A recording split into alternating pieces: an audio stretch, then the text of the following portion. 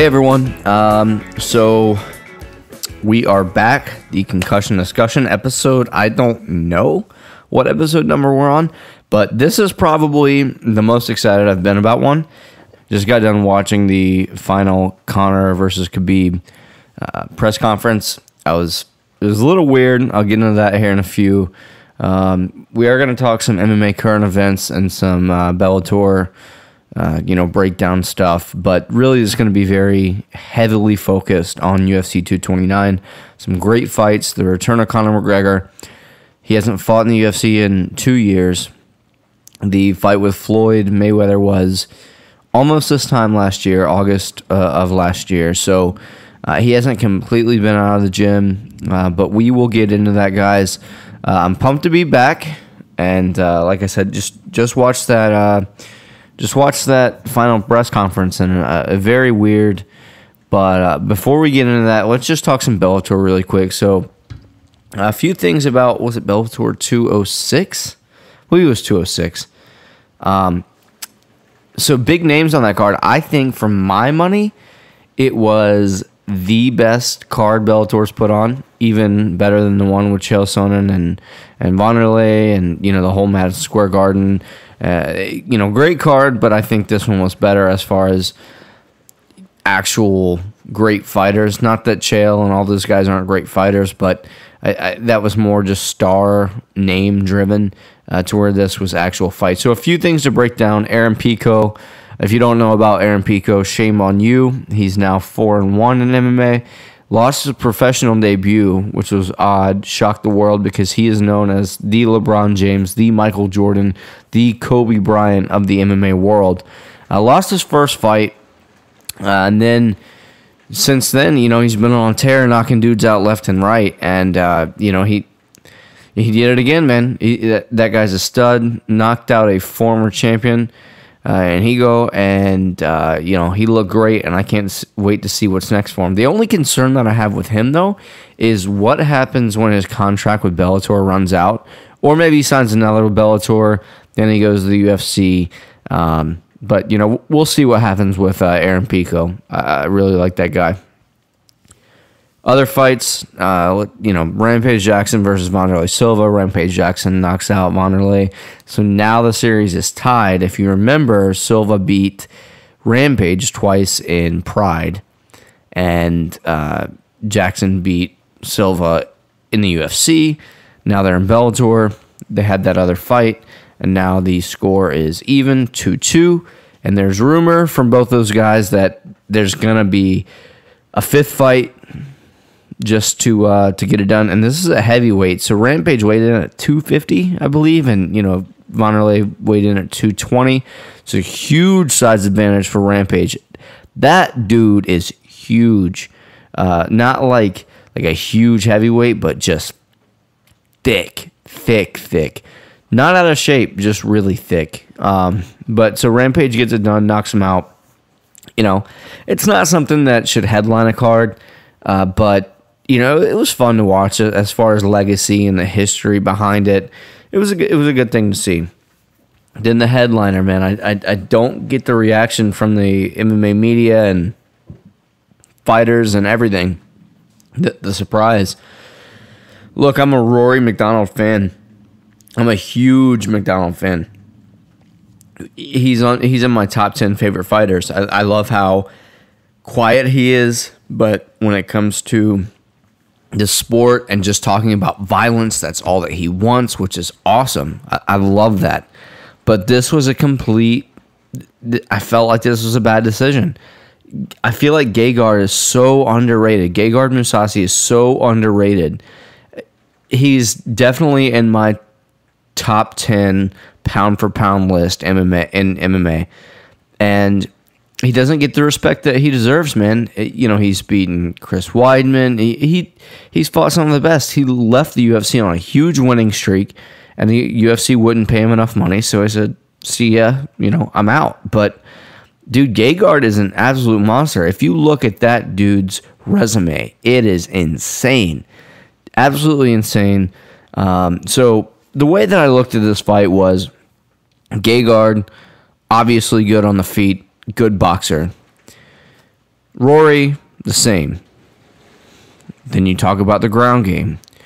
Rory at 170, because Rory McDonald moved up from 170. He's the welterweight champion. He moved up to fight the middleweight champion, which is Gegard Mousasi, right? So just some background, Rory has a chance to win 2 titles. Gegard Mousasi is defending his 185-pound title. When you talk about the ground game, the wrestling, jiu-jitsu, just the ground game as a whole, at 170, if you were to watch Gegard at 185, Rory at 170, you would definitely say that Rory is the better guy. Better technique, definitely more tools, I believe. But when you add those extra 15 pounds and you're a guy that is moving up in weight, fighting Gegard, who has fought at light heavyweight and wants to go to heavyweight, and I could see a future for him at heavyweight. It doesn't make any sense. The size is, when people say size doesn't matter, it's complete bullshit. It's complete bullshit. I'm telling you. Watch that fight and you'll see why size does matter. So what happens in the fight is Gegard jabs Rory's face off, goes to the ground, and Gegard gets on top of him, mounts him, just completely smashes him. Like I said, man, this is not to bash Rory or his decisions. This was the best Bellator fight card, in my opinion, ever, because of that main event. There were some other great fights, but that fight was a great fight. As far as the hype behind it and the champion versus champion, obviously the fight didn't seem to be very competitive, but that's all right. I tuned in, so congrats definitely to Gegard. Sucks for Rory. Hopefully his nose isn't too messed up, because Rory has had some significant issues with his nose. So I hope that's not the case. So hopefully he can get back, get healthy, and fight in that welterweight tournament, because his first fight is against Concussion Discussion alumni John Fitch. So there's that. That covers Bellator. All right, where do we begin? And then just a few current events, man, real quick, because I know you guys want to hear UFC 229 predictions. This John Jones thing is ridiculous. I can't believe he only got 15 months or whatever it was retroactive, so he's ready to fight. It's absolute garbage, man. And then the fact that he just gets to snitch and tell on people and he gets less time, it's crazy. It's absolutely nuts, and it just goes to show that as untouchable as USADA seemed, this just goes to prove that they're not that untouchable. RDA versus Kamaru Usman, to headline The Ultimate Fighter 28 finale. Cool. It's a good fight, man. Probably pick Kamaru on that one. All right. And then I think this is going to be the last thing that I talk about, because I'm so upset about this. UFC 230, Madison Square Garden, the mecca of sports. Muhammad Ali, the greatest in the world, and then the UFC made their debut there with 3 title fights, where McGregor won his title, had the epic fight between Woodley and Wonderboy Thompson. Then you had Joanna versus Karolina Kowalkiewicz. Great card. So MSG is held at an extremely high standard, more than somewhere in Dallas, more than California, bigger than those, all of them, bigger than Vegas, as far as just the state of the history of Madison Square Garden. So all MMA fans, to include myself, were, not all, I want to say a lot, they didn't have a main event for a long time. So what Dustin Poirier and Nate Diaz did is they campaigned to open a 165-pound weight division for the inaugural title. The first 165-pound fight ever in the UFC. That's what they campaigned for. And it got a lot of hype. A lot of the, very successful people in the business, myself, my friends, a lot of MMA fans were saying, hey, this is awesome. More belts, no problems. It's all about belts. People cut too much weight. The fighters cut too much weight. It's a win-win. The viewers get to see more belts, more weight divisions, and the fighters don't have to cut as much weight or cut any weight. And you could see more two-division champions. Maybe you hold a belt at 155 and 165, but maybe those 170 guys are a little bit too big, a little too strong for you. All right? It's fun. It's very fun. It works in boxing. It'll damn sure work in MMA, in my opinion. So, they're talking about it. Dana White he declined. This is not a thing. I don't know what these guys are talking about. I, for one, thought that Dana was just being a promoter and saying, no, we're never going to do that, because Dana doesn't have the cleanest record when it comes to, just being honest. And he's a promoter. That's just what happens, right? So what ends up happening is there's still no main event. John Jones, like I just talked about, gets off of his suspension, his bullshit suspension that they gave him. It's so frustrating. But so he comes off of that, and there's no one else that can fight. So we're thinking John Jones versus Gustafsson 2. That would be a great fight. Their first fight went to a split decision, which a lot of people thought Jones won. Some people thought Gustafsson won. I actually thought Gustafsson won. So I'm thinking, yeah, that's definitely what's going to happen. And nope. They announced Valentina Shevchenko versus Sijara Eubanks as the main event. If you don't know Valentina Shevchenko, I don't blame you. I do. She's one of my favorite female fighters. One of my favorite female fighters because she's an absolute stud. She is not the 125-pound champion because she was supposed to fight Nico Montano, who's the 125-pound champion. And then Montano had some weight-cutting issues, went to the hospital, so on and so forth. Shevchenko is moving down from 35 to 125. And she definitely deserves her title shot. But not in Madison Square Garden. One of the biggest. This was supposed to be the second largest fight card of the year after UFC 229. That card is stacked. Stacked. Why in the fuck would you put Valentina Shevchenko versus Sijara Eubanks as the main event over Nate Diaz and Dustin Poirier for a new title? What are you doing? This just goes to show that Dana White, and look, man, I love what Dana has done for the sport. I truly do. But this just goes to show that if you keep doing this, if you don't keep the fighters in mind and it's just you being stubborn, and I'm sure he has his reasons, but I honestly think it's just more of his ego, the sport is not going to move on until he leaves.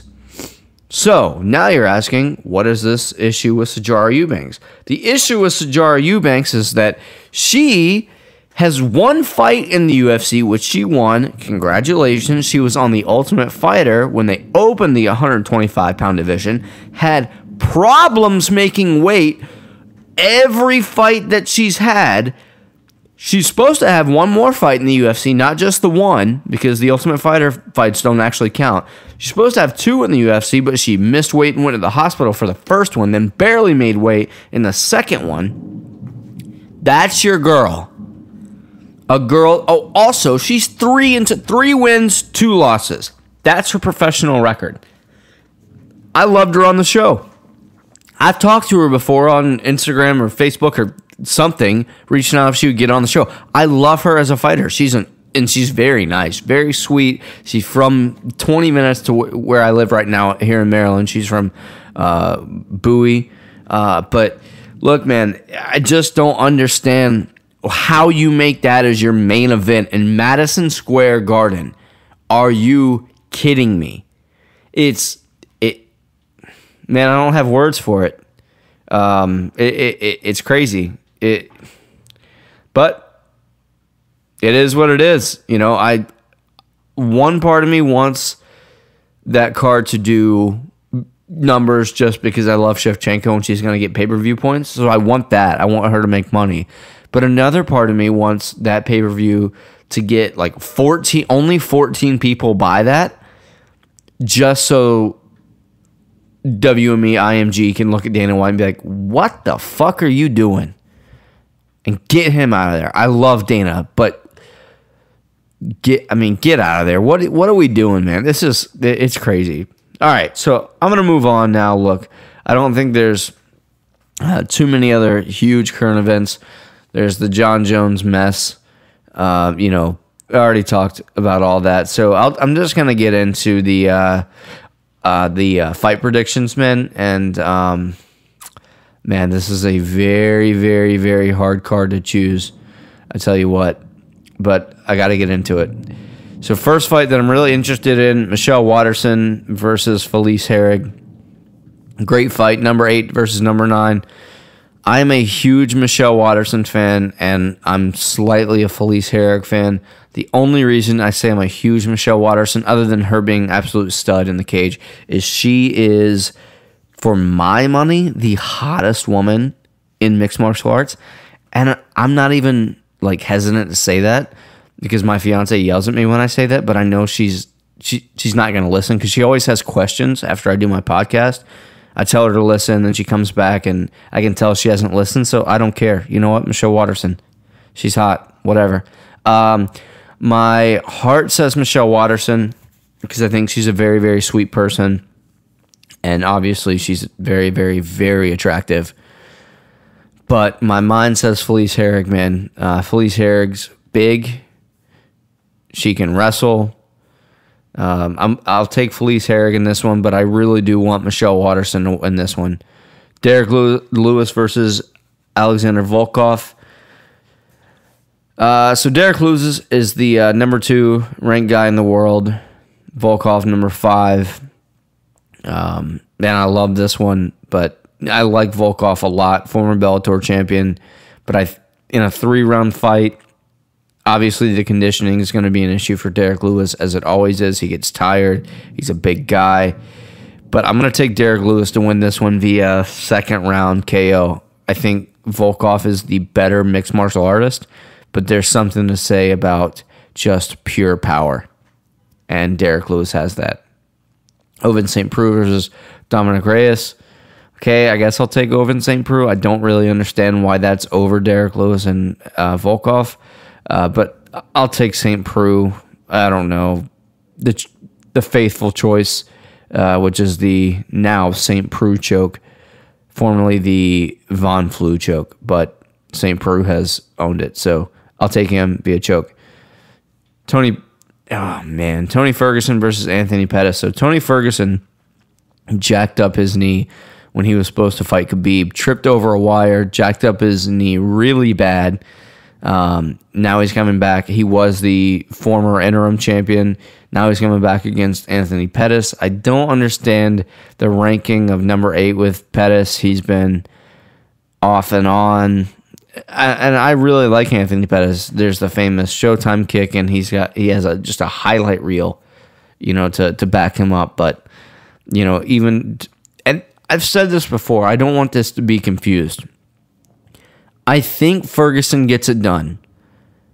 I think Ferguson outworks him, beats him by decision. However, I will not be surprised if Anthony Pettis wins or actually gives Ferguson problems because of his movement. Tony Ferguson does very well against guys that stand in front of him. But when guys have great movement, he doesn't lose them all the time, but he gets beat up and is sometimes on the brink of defeat when guys have legitimate movement, and Anthony Pettis does have that. I'm going to take Tony Ferguson via decision, probably walks him down, but I will not be surprised if Pettis gives him some trouble and maybe beats him. So there's that. And then here's the main event, man. Khabib Nurmagomedov versus the notorious Conor McGregor. The return, obviously, it's huge. Great highlight reel that the great promos that the UFC put together with the the dolly through the bus. It sucks that it hurt people, but I do agree with Dana in the sense that is the story, and you have to tell the story for what it is. I've been watching this whole thing, every press conference, every interview, everything, man. And when this was first announced, I said Conor doesn't have a chance. And then I watched Khabib fight Al Quinta. And I thought, oh no, Conor is going to smoke him. There were so many holes showed in that fight. Just simple single legs. Just very, very, I don't want to say rookie because he's a world champion and he's obviously great. But when you expose yourself and you rush in and you do the things that you did to Al Quinta and Edson Barbosa, if you do that to Conor, you're going to sleep. Look at the Aldo fight. Same thing. I don't think that happens. I actually think Khabib has a chin. I really do. He can take a shot. He's only been hurt once in his MMA career versus Michael Johnson. Now, Michael Johnson, he was a small 55er, so he got pounded pretty well by Khabib. What do I think happens in this fight? I think Khabib takes him down a few times. I think Conor's grappling is way better than people give him credit for. If you look at the sweep, the X sweep that he did on Nate Diaz, a black belt, a high-level black belt, Gracie black belt, when you do that to Nate Diaz, that just goes to show that you are no rookie on the ground like they are talking about. Obviously, the Sambo world and Jiu-Jitsu world are different. Different techniques, but, same in some ways once it hits the mat. Conor's no rookie on the ground. And Khabib, I believe, is at the novice level, as Conor has said, on his feet. The way he rushes in. Look, man, when this fight was announced, like I said, I thought this was Khabib's fight all day. I really did. And the bombs that Conor has dropped on Khabib and his manager, oh my God, Abdelaziz,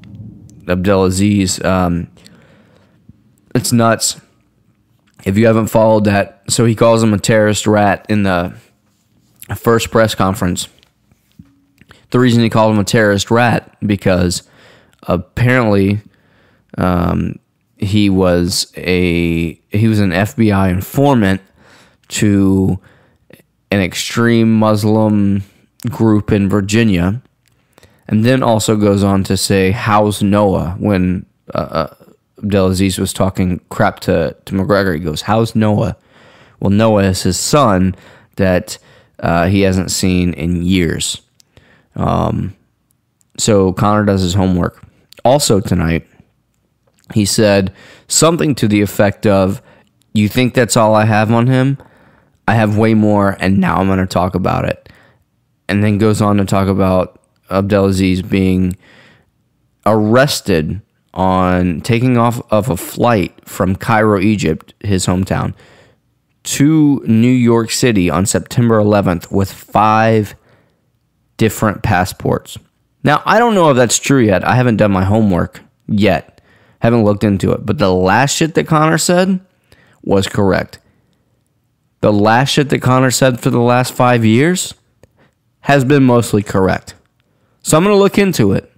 But anyways, I digress. So there's all this hype, and I really did think this was Khabib's fight to win. Now I'm really doing my homework, and man, I think Conor knocks him out third round, late second, early third round. Really,